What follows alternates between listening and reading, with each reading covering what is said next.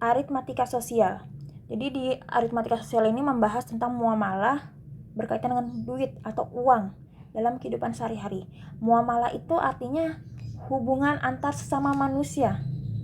Jadi muamalah ini lingkupannya besar ya, bisa berupa interaksi tentang apa nih. Tapi kalau di aritmatika sosial lebih ke tentang jual beli atau berkaitan dengan duit.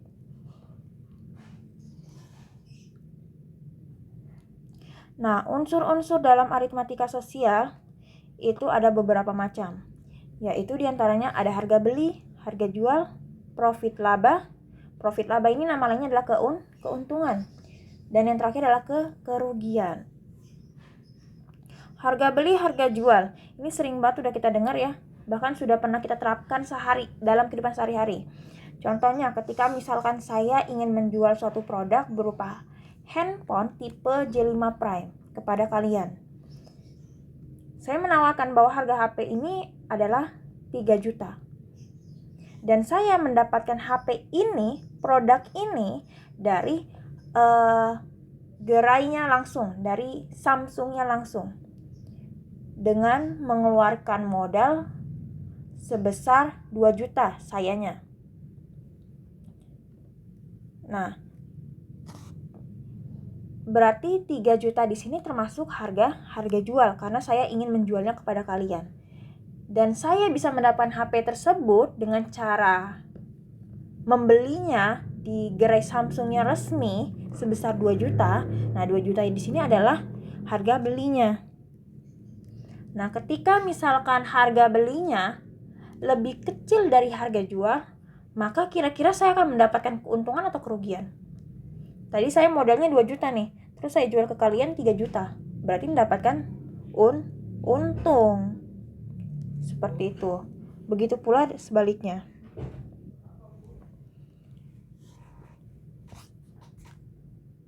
Next. Di sini ada beberapa simbol.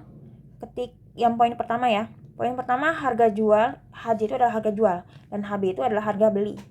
Harga jual lebih besar dari harga beli. Kayak tadi contohnya, saya menjualnya 3 juta, kemudian saya membeli produk tersebut sebelum dijual ke kalian, yaitu dengan nominal 2 juta.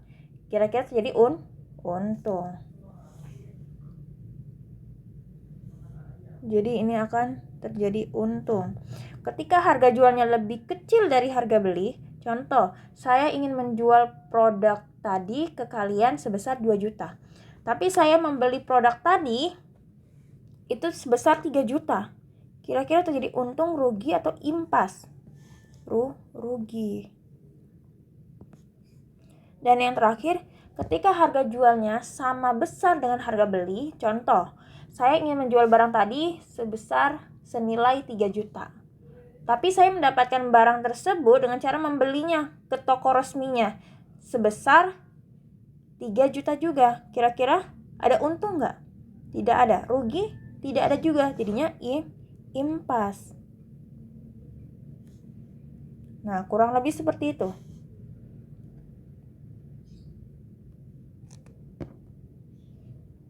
Di sini ada rumus untung rugi. Mencari keuntungan harga jual dikurang harga beli. Kenapa? Karena tadi prinsipnya, kalau mau mendapatkan keuntungan maka harga jualnya harus lebih besar dari harga beli. Begitu juga sebaliknya dengan kerugian. Kalau mau mendapatkan kerugian, berarti harga belinya harus lebih besar dari harga jual. Dan kita tahu bahwa prinsip pengurangan itu bahwa yang besar dikurangi yang kecil, oke? Secara umum ya. Kita tidak ngomong tentang minus-minusnya, tidak.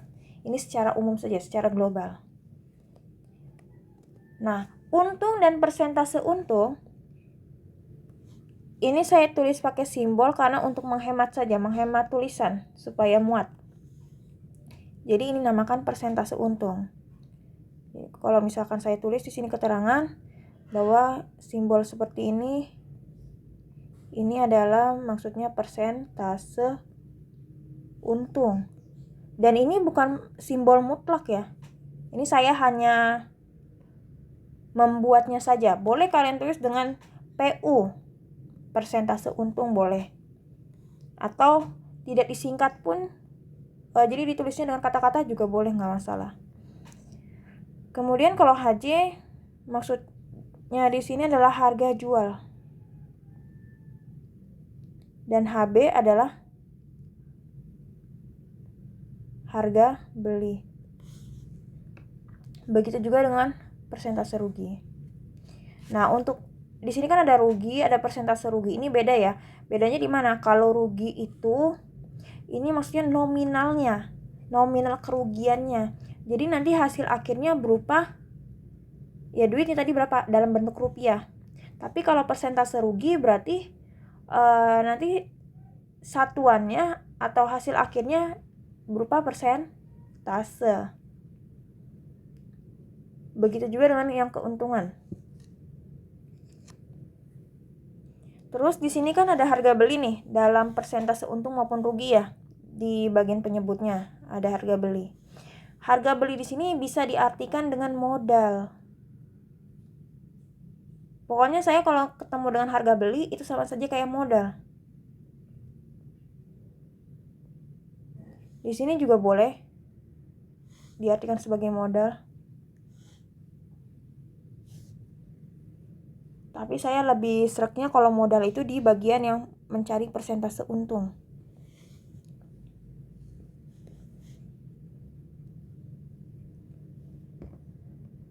Next, kita langsung ke contoh soal. Di sini ada pemasukan pengeluaran, kemudian disuruh mencari apakah ini untung, rugi, atau impas. Pengeluaran di sini maksudnya ketika saya ingin menjualkan barang, berarti kan saya harus bisa mendapatkan barang tersebut kan sebelumnya. Sebelum menjual ke kalian maksudnya. Jadi kayak tadi saya mau jual HP, tapi saya harus punya dulu dong HP-nya. Nah, saya membeli HP ini ke pusatnya langsung. Di sini terjadi harga beli atau sama saja pengeluaran atau sama saja modal.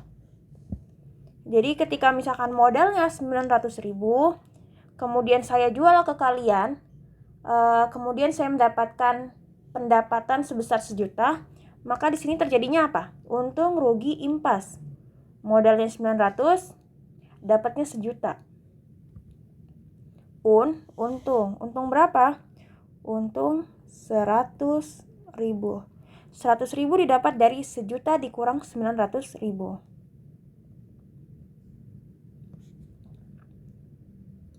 Kemudian yang kedua, modalnya 1.200.000. Tapi saya dapatnya 1 juta. Berarti ini apa dapatnya? Rugi, untung, impas. Rugi berapa? 200.000. 200.000 dapat dari 1.200.000 dikurangi 1 juta. Maaf, ini ada typo, titiknya terlalu banyak ya, seharusnya 1 saja. Kemudian di nomor 3,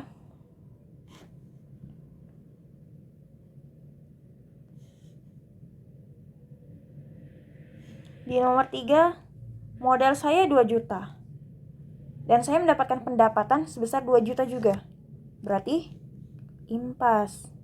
Kalau impas tidak perlu ditulis nominalnya. Next, modal saya 1.550.000. Saya mendapatkan pendapatan sebesar 1.500.000. Ruginya 50.000. Yang kelima, modal saya 800.000.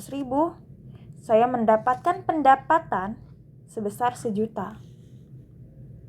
Berarti untung 200.000.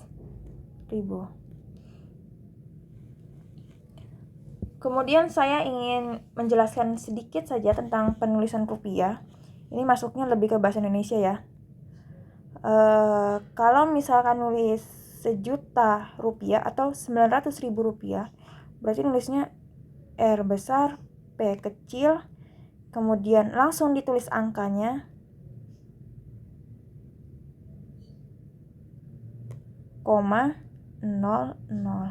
Jadi kesalahannya di sini. Di sini antara P dengan angkanya tidak ditulis titik lagi atau tidak dikasih spasi. Tapi ini nggak terlalu penting juga ya kalau misalkan di pelajaran matematika. Mungkin lebih ke bahasa. Lanjut, kita ke topik. Contoh soal berikutnya.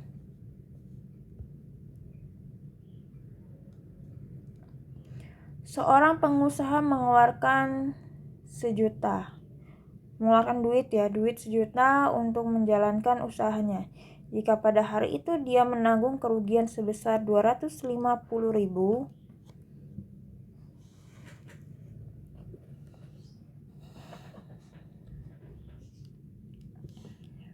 mengeluarkan 1 juta berarti ini termasuknya apa? Modal. Atau nama lain dari modal apa? Harga beli. Jika pada hari itu dia menanggung kerugian. Oke, ini ruginya. Nominal rugi, bukan persentase rugi. Maka besarnya pendapatan yang ditanya adalah pendapatan.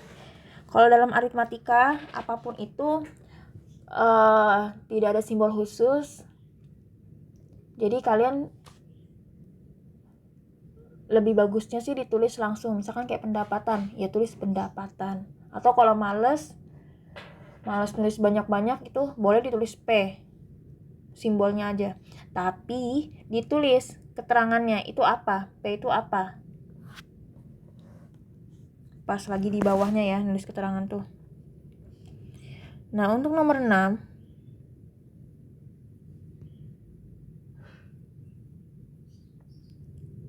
tadi HB diketahui, HB atau sama dengan modal di sini.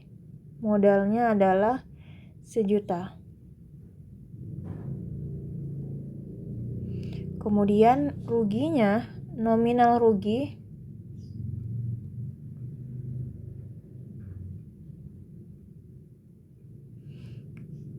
$250. Ditanya pendapatan.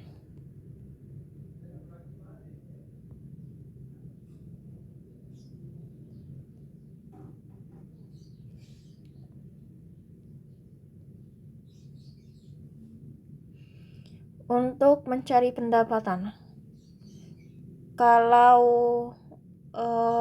kalian punya buku rumus, buku saku matematika, mungkin ada rumusnya di sana. Tapi kalau saya pribadi lebih menyarankan menggunakan logika, mengerjakan bab aritmatika sosial. Makanya tadi di awal saya kasih rumusnya dikit, hanya itu saja. Nah, ini jadi diimajinasikan terlebih dahulu ya.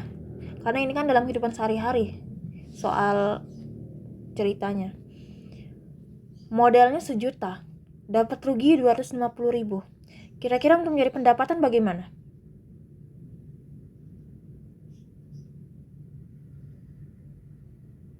Berarti 1 juta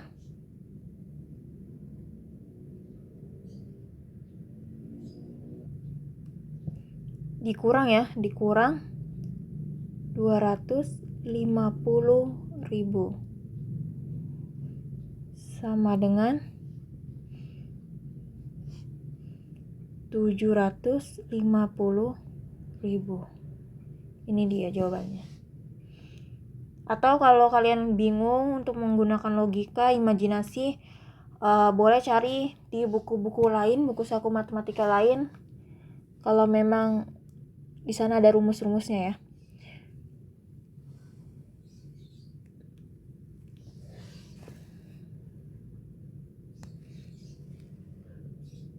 Next, nomor 7. Seorang pedagang sayuran mengeluarkan 1.500.000 untuk menjalankan usahanya. Berarti ini modal atau HB. Jika pada hari itu dia mendapatkan keuntungan, ini untung, nominal untung, maka besarnya pendapatan sama kayak tadi kurang lebih. Diketahui harga beli sama dengan modal sama dengan berapa? 1.500.000. Untungnya 200.000. Yang ditanya adalah pendapatan.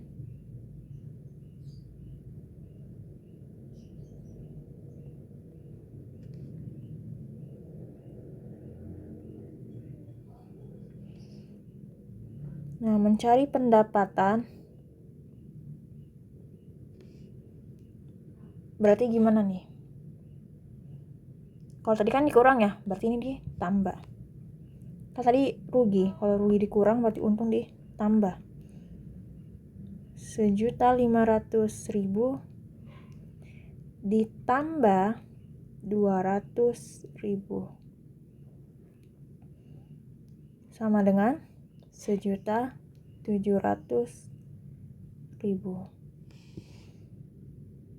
Kira-kira masuk akal nggak 1.700.000? Ya coba bayangkan saja, modalnya 1.500.000, terus dia jual dengan harga 1.700.000. Kira-kira untung nggak? Untung 200.000, benar ya?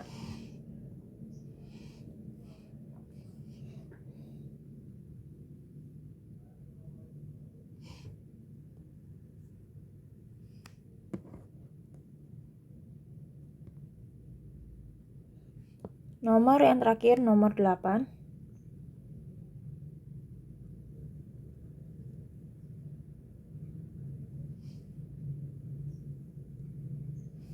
Seorang penjual kerupuk mengeluarkan modal sebesar 1.000.000 modal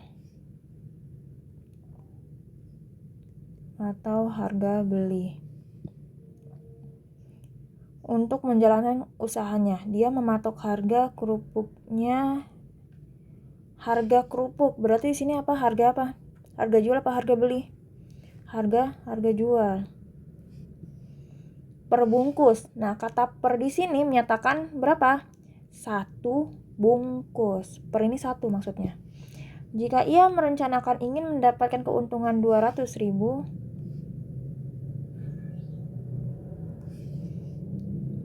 maka berapa kemasan kerupuk minimal? Ada kata minimal yang harus dibuatnya. Atau banyaknya kemasan deh, berapa atau banyaknya sama saja. Banyaknya kalian sudah belajar fisika belum?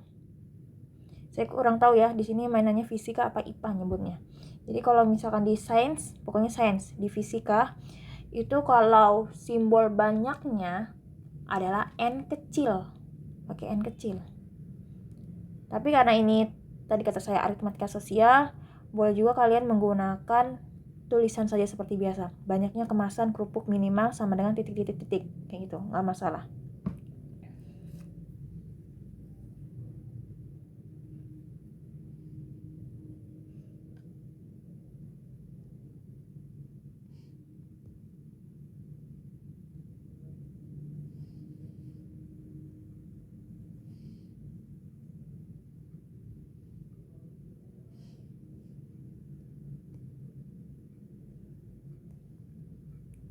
Nomor 8 tadi.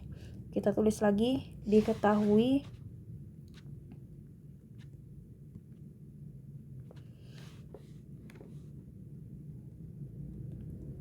harga beli atau modal itu sama dengan 1.000.000. Kemudian harga jualnya sama dengan 6.000. Tapi ini 1 bungkus atau 1 kemasan.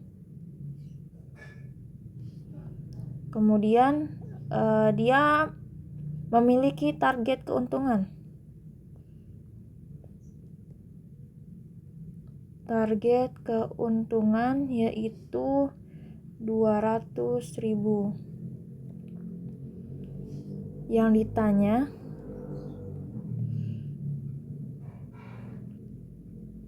banyaknya kemasan kerupuk minimal yang harus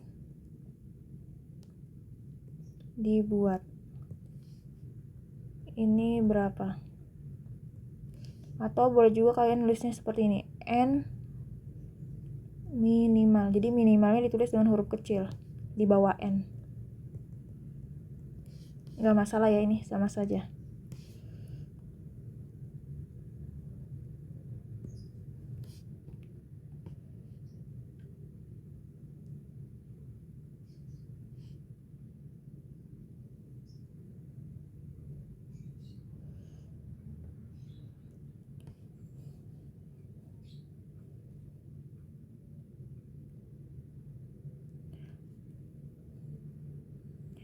Nah, di sini ada target keuntungan 200.000, sementara modalnya 1 juta. Berarti di sini bisa kita cari target pendapatan. Kenapa saya bilang di sini, saya tulis di sini target? Karena belum terjadi kan? Target pendapatan berarti 1 juta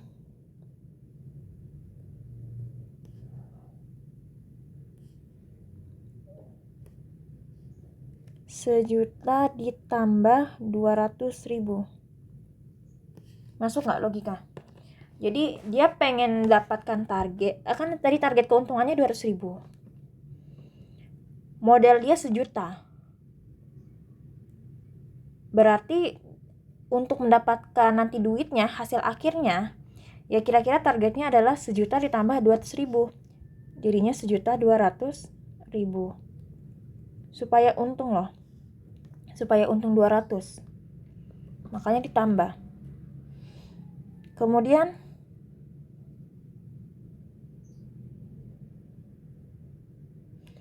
kita cari N minimal, banyaknya minimal. Gimana caranya nih? Ini bisa juga dimulai dari target pendapatan lagi. Target pendapatan sama dengan banyaknya kerupuk dikali dengan harga jual. Maksudnya adalah, tadi kan target pendapatannya 1.200.000 tuh. 1.200.000. Supaya mendapatkan 1.200.000 berarti harga kerupuk tersebut dikali dengan banyaknya kerupuk kan? Banyaknya kemasan kerupuk kan? Berarti di sini N-nya kan itu yang mau kita cari. Berarti N, maaf ini, karena N yang mau kita cari berarti N-nya kita tulis di ruas kiri. Berarti N sama dengan, nah kalau N sama dengan berarti jadinya rumusnya target pendapatan. Ini bukan rumus ya, lebih ke idenya.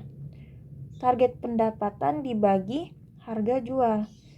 Dari mana dapat bagi? Gunakan konsep segitiga.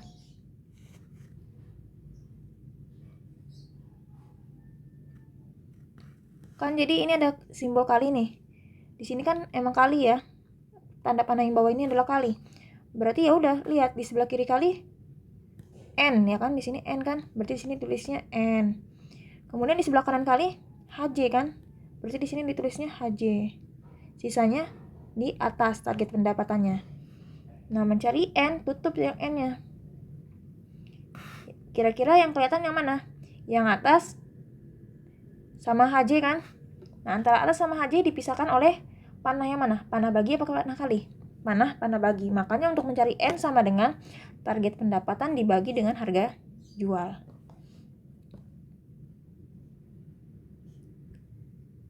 Target pendapatannya 1.200.000.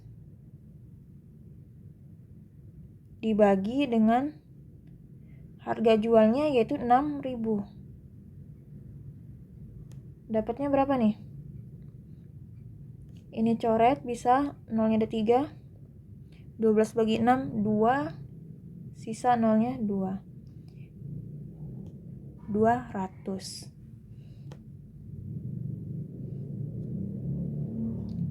Kita balikan lagi coba. Ini saya hapus terlebih dahulu.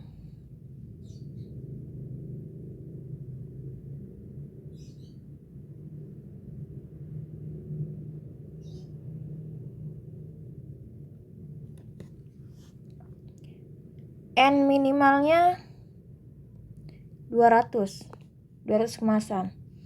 Harga jualnya 6.000.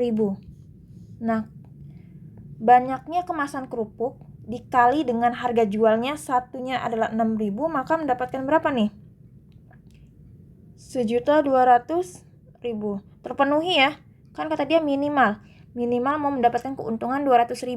Berarti target pendapatannya minimal adalah 1.200.000. Berarti inilah jawabannya. Jadi di aritmatika sosial ini sering-sering kalian berimajinasi, membayangkan terlebih dahulu. Kalau kalian sudah terbayang, insya Allah bisa. Tapi kalau misalkan belum terbayang, maksudnya kayak gimana, bingung sendiri nantinya. Jangan lupa untuk aritmatika sosial, walaupun susah untuk dituliskan, tapi kalian wajib menuliskan cara penyelesaiannya. Jangan langsung tiba-tiba jawabannya, target pendapatan sama dengan 1.200.000. Nah, itu nggak boleh. Dikasih tahu dulu gimana caranya, dari mana dapat 1.200.000 dan lain sebagainya.